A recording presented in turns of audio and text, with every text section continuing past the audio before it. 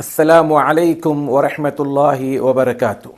بسم اللہ الرحمن الرحیم، الحمد للہ والصلاة والسلام علی رسول اللہ، اما بعد۔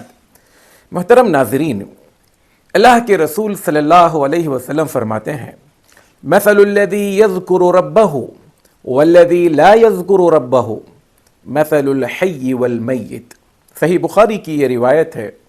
آپ صلی اللہ علیہ وسلم فرماتے ہیں، اللہ کو یاد کرنے والا، اللہ کا ذکر کرنے والا اور اللہ کے ذکر سے غافل انسان، ان دونوں کو اگر کسی چیز سے مشابہت دی جا سکتی ہے، ان دونوں کے لیے کوئی اگزامپل دیا جا سکتا ہے، تو اللہ کا ذکر کرنے والا انسان ایک زندہ انسان کی طرح ہے، اور اللہ کے ذکر سے غافل انسان، اللہ کا ذکر نہ کرنے والا انسان ایک مردہ لاش کی طرح ہے۔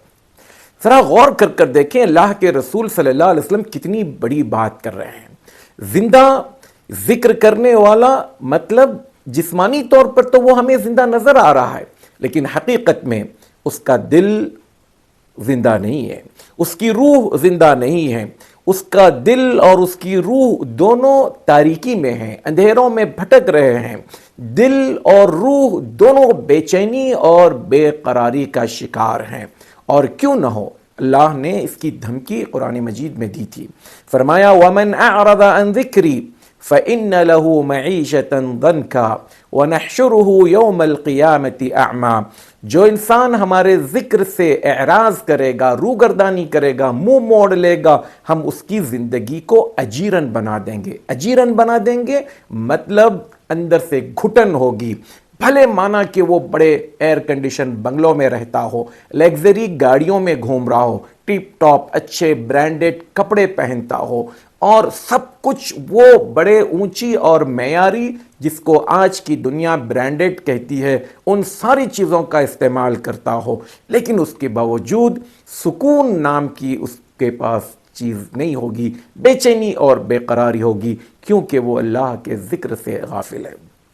اس کے مد مقابل ایک وہ انسان جو ہو سکتا ہے غربت اور افلاس کا شکار ہو، ڈھنگ کا گھر میسر نہ ہو، کپڑے اس کے پاس پھٹے پرانے پیوند لگے ہوئے ہوں، لیکن وہ زندہ ہے، یعنی اللہ کو یاد کرتا ہے، اس کا دل زندہ ہے، اس کی روح زندہ ہے، اس کا دل اور اس کی روح دونوں منور اور روشن ہیں۔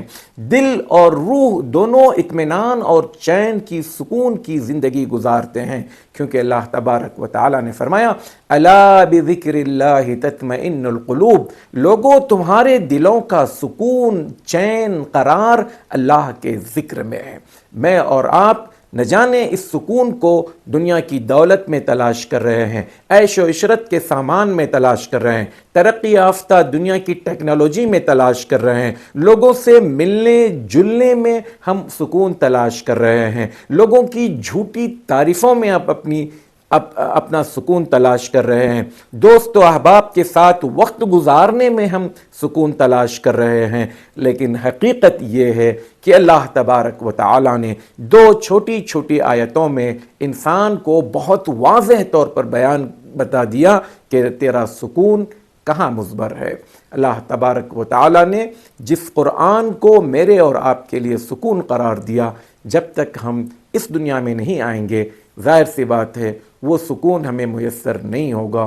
کسی شاعر نے کیا خوب کہا، یہ کون لوگ ہیں دامن تلے چراغ لیے، یہ کون لوگ ہیں دامن تلے چراغ لیے، بھٹک رہے ہیں اندھیروں میں روشنی کے لیے۔ میرے اور آپ کے پاس سکون کا سامان ہے، روشنی کا سامان ہے، لیکن ہم اس کو ایک ایسی جگہ تلاش کر رہے ہیں جو خود سکون سے محروم ہے۔ ہمیں اللہ کے رسول صلی اللہ علیہ وسلم کی اس حدیث پر غور کرنے اور اپنے آپ کو زندہ ثابت کرنے کی ضرورت ہے۔